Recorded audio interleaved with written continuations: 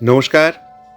শুরু করছি আমার আজকের পাঠ উপন্যাস আরণ্যক থেকে ধারাবাহিক পাঠ, যার প্রথম পর্বে আমি এই উপন্যাসটির প্রস্তাবনা আপনাদের সঙ্গে ভাগ করে নিয়েছিলাম। আজ আমি এই উপন্যাসের প্রথম পরিচ্ছেদ শুরু করছি। 15-16 বছর আগেকার কথা। বিএ পাশ করিয়া কলকাতায় বসিয়াছি। বহু জায়গায় ঘুরিয়াও চাকুরি মিলিল না। সরস্বতী পূজার দিন। মেসে অনেক দিন ধরিয়া আছি, তাই নিতান্ত তাড়াইয়া দেয় না, কিন্তু তাগাদার উপর তাগাদা দিয়া মেসের ম্যানেজার অস্থির করিয়া তুলিয়াছে। মেসে প্রতিমা গড়াইয়া পূজা হইতেছে, ধুমধামও মন্দ নয়। সকালে উঠিয়া ভাবিতেছি আজ সব বন্ধ। দু একটা জায়গায় একটু আশা দিয়াছিল, তা আজ আর কোথাও যাওয়া কোনো কাজের হইবে না, বরং তার চেয়ে ঘুরিয়া ঘুরিয়া ঠাকুর দেখিয়া বেড়াই। মেসের চাকর জগন্নাথ এমন সময় এক টুকরো কাগজ হাতে দিয়া গেল। পড়িয়া দেখিলাম ম্যানেজারের লেখা তাগাদার চিঠি। আজ মেসে পূজা উপলক্ষে ভালো খাওয়া দাওয়ার ব্যবস্থা হইয়াছে। আমার কাছে 2 মাসের টাকা বাকি। আমি যেন চাকরের হাতে অন্তত 10টি টাকা দিই, অন্যথা কাল হইতে খাওয়ার জন্য আমাকে অন্যত্র ব্যবস্থা করিতে হইবে। কথা খুব ন্যায্য বটে, কিন্তু আমার সম্বল মোটে 2টি টাকা আর কয়েকানা পয়সা। কোনো জবাব না দিয়াই মেস হইতে বাহির হইলাম। পাড়ার নানা স্থানে পূজার বাজনা বাজিতেছে। ছেলেমেয়েরা গলির মোড়ে দাঁড়াইয়া গোলমাল করিতেছে। অভয় ময়রার খাবারের দোকানে অনেক রকম নতুন খাবার থালায় সাজানো। বড় রাস্তার ওপারে কলেজ হোস্টেলের ফটকে নহবত বসিয়াছে। বাজার হইতে দলে দলে লোক ফুলের মালা ও পূজার উপকরণ কিনিয়া ফিরিতেছে। ভাবিলাম কোথায় যাওয়া যায়। আজ 1 বছরের উপর হইল জোড়াসাঁকো স্কুলের চাকুরি ছাড়িয়া দিয়া বসিয়া আছি।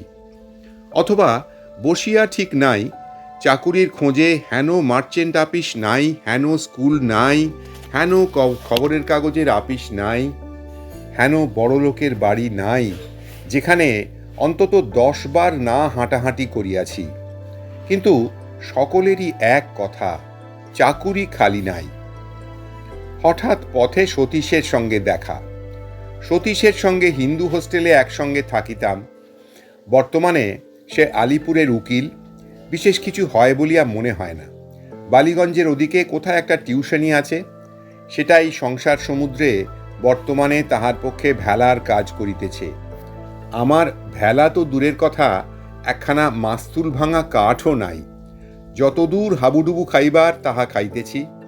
সতীশকে দেখিয়া সে কথা আপাতত ভুলিয়া গেলাম। তাহার আরেকটা কারণ। সতীশ বলল, এই যে কোথায় চলেছ সত্যচরণ, চলো হিন্দু হোস্টেলের ঠাকুর দেখে আসি, আমাদের পুরনো জায়গাটা। আর ওবেলা বড় জলসা হবে, এসো। ওয়ার্ড 6-এ সেই অবিনাশকে মনে আছে? সেই যে ময়মনসিংহের কোন জমিদারের ছেলে, সে যে আজকাল বড় গায়ক। সে গান গাইবে, আমায় আবার একখানা কার্ড দিয়েছে। তাদের এস্টেটের 2-একটা কাজকর্ম মাঝে মাঝে করি কি না। এসো, তোমায় দেখলে সে খুশি হবে। কলেজে পড়িবার সময় আজ 5-6 বছর আগে আমোদ পাইলে আর কিছু চাহিতাম না। এখনও সে মনের ভাব কাটে নাই দেখিলাম। হিন্দু হোস্টেলে ঠাকুর দেখিতে গিয়া সেখানে মধ্যাহ্ন ভোজনের নিমন্ত্রণ পাইলাম। কারণ আমাদের দেশের অনেক পরিচিত ছেলে এখানে থাকে, তাহারা কিছুতেই আসিতে দিতে চাহিল না। বলিলাম, বিকেলে জলসা হবে, তা এখন কি, মেস থেকে খেয়ে আসবো এখন। তাহারা সে কথায় কর্ণপাত করিল না। কর্ণপাত করিলে আমাকে সরস্বতী পূজার দিনটা উপবাসে কাটাইতে হইত। ম্যানেজারের অমন কড়া চিঠির পরে আমি গিয়া মেসের লুচি পায়েসের ভোজ খাইতে পারিতাম না, যখন একটা টাকাও দিই নাই। এ বেশ হইল। পেট ভরিয়া নিমন্ত্রণ খাইয়া বৈকালে জলসার আসরে গিয়া বসিলাম। আবার 3 বৎসর পূর্বের ছাত্রজীবনের উল্লাস ফিরিয়া আসিল। কে মনে রাখে যে চাকুরি পাইলাম কি না পাইলাম, মেসের ম্যানেজার মুখ হাঁড়ি করিয়া বসিয়া আছে কি না আছে। ঠুংরি ও কীর্তনের সমুদ্রে তলাইয়া গিয়া ভুলিয়া গেলাম যে দেনা মিটাইতে না পারিলে কাল সকাল হইতে বায়ুভক্ষণের ব্যবস্থা হইবে। জলসা যখন ভাঙিল তখন রাত 11টা। অবিনাশের সঙ্গে আলাপ হইল। হিন্দু হোস্টেলে থাকিবার সময় সে আর আমি ডিবেটিং ক্লাবের চাঁই ছিলাম। একবার স্যার গুরুদাস বন্দ্যোপাধ্যায়কে আমরা সভাপতি করিয়াছিলাম। বিষয় ছিল স্কুল কলেজে বাধ্যতামূলক ধর্মশিক্ষা প্রবর্তন করা উচিত। অবিনাশ প্রস্তাবকর্তা, আমি প্রতিবাদী পক্ষের নায়ক। উভয় পক্ষের তুমুল তর্কের পরে সভাপতি আমাদের পক্ষে মত দিলেন। সেই হইতে অবিনাশের সঙ্গে খুব বন্ধুত্ব হইয়া যায়। যদিও কলেজ হইতে বাহির হইয়া এই প্রথম আবার তার সঙ্গে দেখা সাক্ষাৎ। অবিনাশ বলিল, চলো, আমার গাড়ি রয়েছে, তোমাকে পৌঁছে দিই। কোথায় থাকো? মেসের দরজায় নামাইয়া দিয়া বলিল, শোনো, কাল হ্যারিংটন স্ট্রিটে আমার বাড়িতে চা খাবে বিকেল 4টের সময়, ভুলো না যেন। 33-2 লিখে রাখো তো নোট বইয়ে। পরদিন খুঁজিয়া হ্যারিংটন স্ট্রিট বাহির করিলাম। বন্ধুর বাড়িও বাহির করিলাম। বাড়ি খুব বড় নয়, তবে সামনে পিছনে বাগান, গেটে উইস্টারিয়া লতা, নেপালি দারোয়ান ও পিতলের প্লেট, লাল সুরকির বাঁকা রাস্তা, রাস্তার এক ধারে সবুজ ঘাসের লন, অন্য ধারে বড় বড় মুচকুন্দ চাঁপা ও আম গাছ। গাড়ি বারান্দায় বড় একখানা মোটর গাড়ি। বড়লোকের বাড়ি নয় বলিয়া ভুল করিবার কোনো দিক হইতে কোনো উপায় নাই। সিঁড়ি দিয়া উপরে উঠিয়াই বসিবার ঘর। অবিনাশ আসিয়া আদর করিয়া ঘরে বসাইল এবং প্রায় সঙ্গে সঙ্গেই পুরাতন দিনের কথাবার্তায় আমরা দুজনেই মশগুল হইয়া গেলাম। অবিনাশের বাবা ময়মনসিংহের একজন বড় জমিদার, কিন্তু সম্প্রতি কলিকাতার বাড়িতে তাহারা কেহই নাই। অবিনাশের এক ভগ্নীর বিবাহ উপলক্ষে গত অগ্রহায়ণ মাসে দেশে গিয়াছিলেন, এখনও কেহই আসেন নাই। এই কথা ও কথার পর অবিনাশ বলিল, এখন কি করছো সত্য? বলিলাম, জোড়াসাঁকো স্কুলে মাস্টারি করতুম, সম্প্রতি বসেই আছি একরকম, ভাবছি আর মাস্টারি করব না। দেখছি অন্য কোনো দিকে যদি, দু এক জায়গায় আশাও পেয়েছি।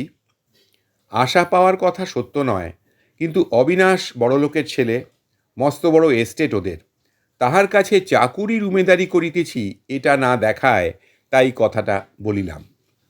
অবিনাশ একটুখানি ভাবিয়া বলিল, তোমার মতো একজন উপযুক্ত লোকের চাকুরি পেতে দেরি হবে না বেশি। আমার একটা কথা আছে, তুমি তো আইনও পড়েছিলে না? বলিলাম, পাশও করেছি, কিন্তু ওকালতি করবার মতিগতি নেই। অবিনাশ বলিল, আমাদের একটা জঙ্গলমহল আছে পূর্ণিয়া জেলায়, প্রায় 20-30 হাজার বিঘে জমি। আমাদের সেখানে নায়েব আছে, কিন্তু তার উপর বিশ্বাস করে অত জমি বন্দোবস্তের ভার দেওয়া চলে না। আমরা একজন উপযুক্ত লোক খুঁজছি, তুমি যাবে? কান অনেক সময় মানুষকে প্রবঞ্চনা করে জানিতাম। অবিনাশ বলে কি, যে চাকুরির খোঁজে আজ 1 বছর কলিকাতার রাস্তাঘাট চষিয়া বেড়াইতেছি, চায়ের নিমন্ত্রণে সম্পূর্ণ অযাচিতভাবে সেই চাকুরির প্রস্তাব আপনা হইতেই সম্মুখে আসিয়া উপস্থিত হইল। তবুও মান বজায় রাখিতে হইবে। অত্যন্ত সংযমের সহিত মনের ভাব চাপিয়া উদাসীনের মতো বলিলাম, ও আচ্ছা, ভেবে দেখব। কাল আছো তো? অবিনাশ খুব খোলাখুলি ও দিলদরিয়া মেজাজের মানুষ, বলিল, ভাবাভাবি রেখে দাও, আমি বাবাকে আজই পত্র লিখতে বসছি। আমরা একজন বিশ্বাসী লোক খুঁজছি। জমিদারির ঘুণ কর্মচারী আমরা চাইনে, কারণ তারা প্রায়ই চোর। তোমার মতো শিক্ষিত ও বুদ্ধিমান লোকের সেখানে দরকার। জঙ্গলমহল আমরা নতুন প্রজার সঙ্গে বন্দোবস্ত করব। 30,000 বিঘের জঙ্গল, অত দায়িত্বপূর্ণ কাজ কি যার তার হাতে ছেড়ে দেওয়া যায়? তোমার সঙ্গে আজ আলাপ নয়, তোমার নারী নক্ষত্র আমি জানি। তুমি রাজি হয়ে যাও, আমি এখনই বাবাকে লিখে অ্যাপয়েন্টমেন্ট লেটার আনিয়ে দিচ্ছি। আজ এইটুকুই। এর পরের দিন দ্বিতীয় পর্বে যাব। কেমন লাগছে আমার পাঠ জানাবেন, আর আমার এই পাঠ ভালো লাগলে একটি লাইক করে দেবেন ও আমার চ্যানেলটি সাবস্ক্রাইব করে দেবেন। সকলকে অনেক ধন্যবাদ। নমস্কার।